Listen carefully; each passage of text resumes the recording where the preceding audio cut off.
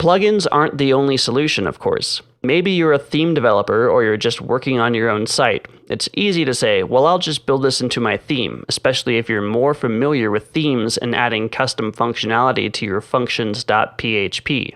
And there are plenty of tutorials around the web describing tweaks or cool things that can be added to a functions.php file to add some hidden functionality or change something. That's great, but what happens when you change themes? The biggest reason to use a plugin as opposed to a theme comes down to the original intent of themes versus plugins. Whereas plugins are intended to extend the functionality of WordPress, themes were intended to handle the layout and display of your WordPress site. This is more than a philosophical or ideological difference. By keeping only functional additions to plugins and only design or front-end additions to a theme, you allow your users or yourself the ability to keep the functionality even after changing themes, while otherwise you'd lose that functionality if you had added it to your theme's functions.php file.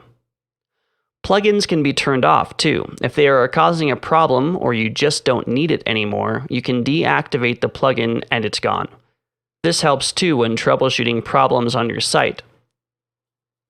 If your WordPress site is experiencing difficulties, it's much easier to isolate the problem by deactivating plugins. But if the problem persists and you are still experiencing the issue, that means it's probably somewhere in your theme, and then good luck finding it.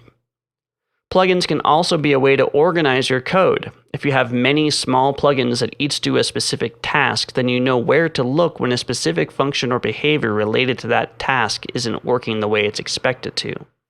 And even if you don't know where to look, it's much easier to deactivate unnecessary plugins until you isolate your problem than to scan through lines of code, comment things out, or add var dumps all over the place.